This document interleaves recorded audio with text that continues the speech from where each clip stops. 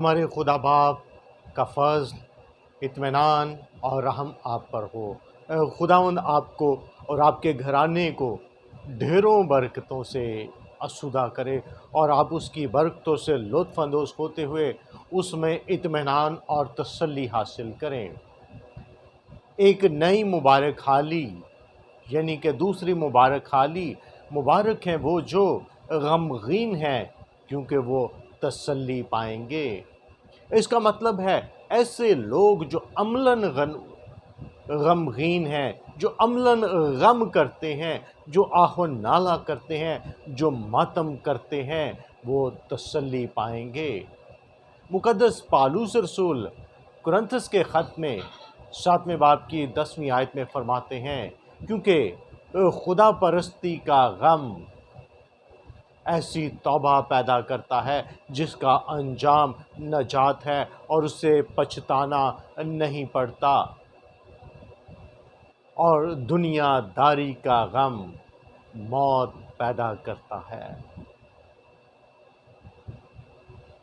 खुदावंद अपने कलाम के वसीले से हमें बरकत देता है और हम सीखते हैं कि किस तरह से हम बरकत पाते हैं। दुनियादारी का गम फ़िक्र फ़र्दा है जिसे खुदावंद यीशु मसीह ने मुक़द्दस मत्ती की इंजील के 6 बाब की 25वीं आयत तक 34वीं आयत में हमें इसको अपनी ज़िंदगी से अमली तौर पर दूर करने की ज़रूरत है कि हम ये ना सोचें कि क्या खाएंगे, क्या पिएंगे, क्या पहनेंगे। तशवीश का शिकार होकर, एंजाइटी का शिकार होकर हमें इसकी फ़िक्र नहीं करनी। एंजाइटी, तशवीश का शिकार होकर ऐसी फ़िक्र अजदहा की तरह है जो इंसान के गिर्द लपेट कर उसकी हड्डियों को तोड़ देती है, बल्कि कल का आने वाला दिन अपनी फ़िक्र आप करेगा। हमें दुनियादारी की फ़िक्र से, फ़िक्र फ़र्दा से दूर होने की ज़रूरत है, जबकि खुदा तरसी का गम नजात पैदा करता है, जो हमारे राहों को हमवार करता है।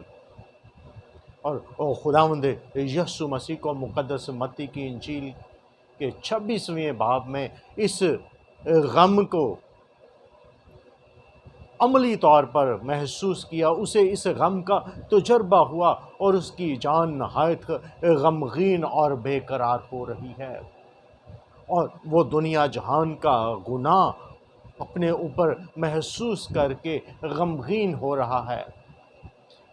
क्या हम शख्सी तौर पर अपनी ज़िंदगी में गुनाहों का गम महसूस करते हैं? क्या हमारी कलीसिया शख्सी तौर पर, कलीसियाई तौर पर इस गम का तजुर्बा करते हैं?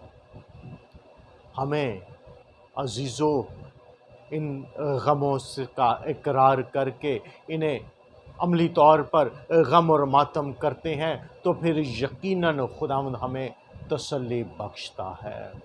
जब खुदावंद तसल्ली बख्शता है तो हम इत्मीनान पाते हैं। खुदावंद आपको बरकत बख्शे और हम गुनाह के गम को महसूस करते हुए अपनी ज़िंदगियों पर मातम करें, गमगीन हों, ताकि हमारी तौबा नजात का बायस हो जिसे पछताना नहीं पड़ता।